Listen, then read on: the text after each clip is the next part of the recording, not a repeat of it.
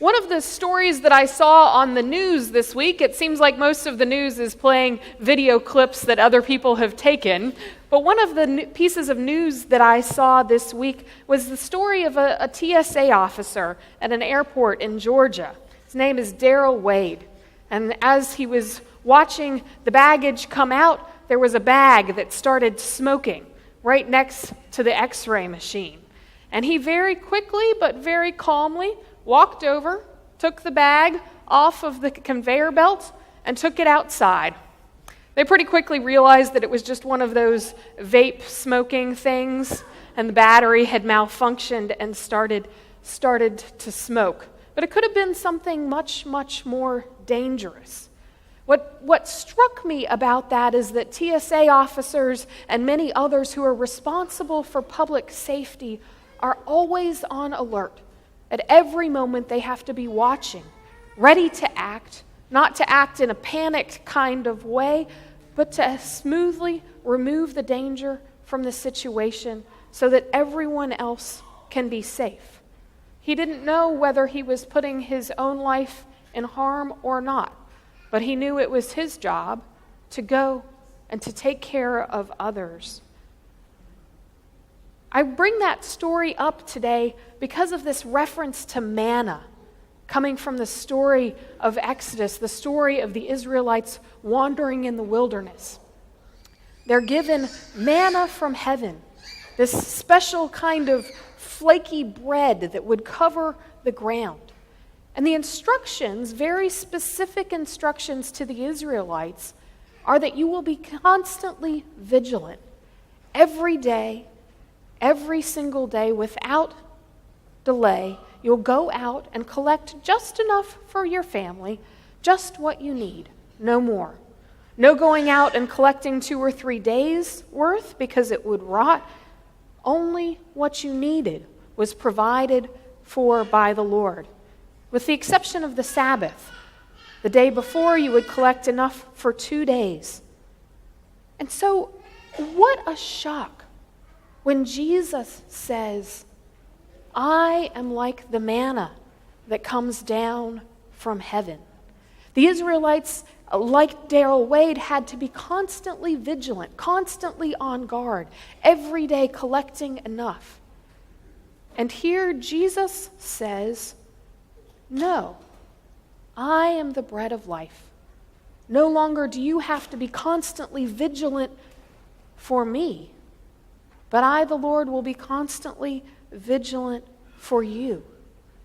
It's not just a physical food, but it's food for the soul, food that will last for eternal life. Like Jesus says to the woman at the well, I am the living water.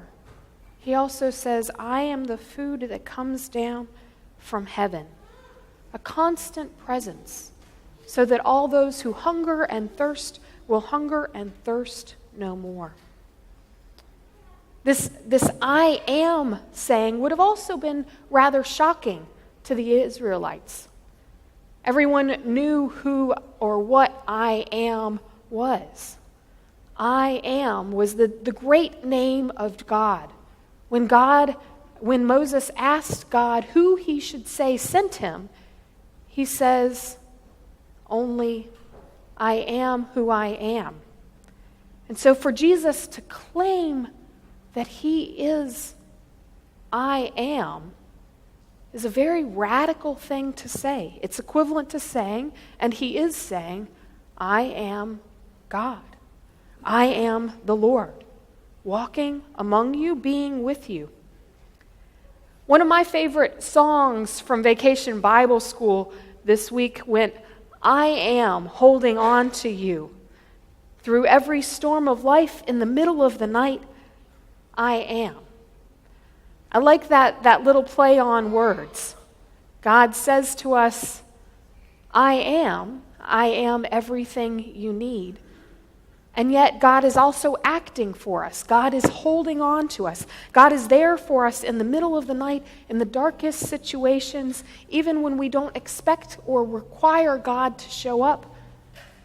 Like that vigilant presence, God is there for us. On our set all this week, we had this shipwrecked scene. The kids managed to survive pretty well 5 days without food or water on a deserted island. This was the theme of the week, was shipwrecked. And we have here the ship that supposedly washed up on the beach. And I like how the mast of the ship looks very much like a cross. That all through the week we had this reminder that even though the kids might be shipwrecked, might be lost on an island, even there the cross shows up. So many of our churches are shaped like upside down boats, shaped like vessels that have flipped over. And there, in the middle of that shipwreck, we have the cross. Not where everything's going well, not in the glory of the Lord, but in the middle of the shipwreck.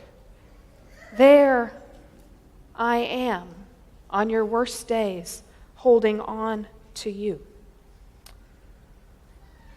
A week and a half ago, we had the funeral for Pastor Frank Sanger.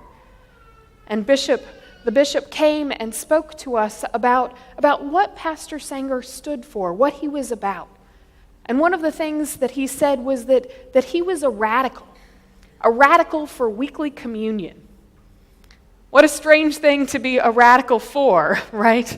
But many, many decades ago, it was very common for Lutherans to practice, if they were lucky, maybe once a month, sometimes only once a quarter or even less than that, to have communion.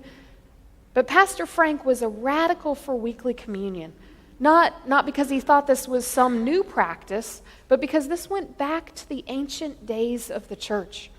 We're told in the book of Acts that every week on the Lord's Day, the Christians would gather together to receive the food that was the bread of heaven, to eat together, to share songs together, to do some of the very, very common elements of worship that we do here each and every week.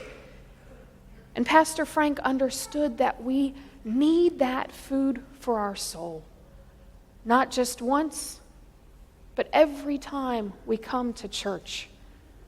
Martin Luther is said to have said, if we really understood what the gift of communion is, we would be beating down the doors of the church, begging our pastors to give it to us, our priests to give it to us every single day. Please don't come and beat down the doors of our church. But do understand that this food is so essential that we don't have to work for it, but it's a gift that is given to us every single week. There we find rest for our souls, food for the journey. There are many, many more people, faithful people, who seek this nourishment and this love every single week than seek hate or violence, despite what we see on the news, despite those who are gathered in D.C. to proclaim hate. We know that there may be hundreds, maybe even thousands of people who will gather in D.C. to unite the right, but yet use it as a cloak for supremacy. But we know that there will be thousands more people who will protest against that. The estimates are that there will be many, many more signs of love that we will see this day, many more signs of that constant, faithful presence to speak love even in the midst of hate than there will be those who seek to counter that. Here we find the cross. Here we find the mast, the staff, the bread of life that sometimes our world is lacking. Here we find nourishment, rest for our souls. May we continue to be vigilant for God, but know that God is always seeking us out, even more than we can imagine. God is the bread of life. Come, have your fill. Amen.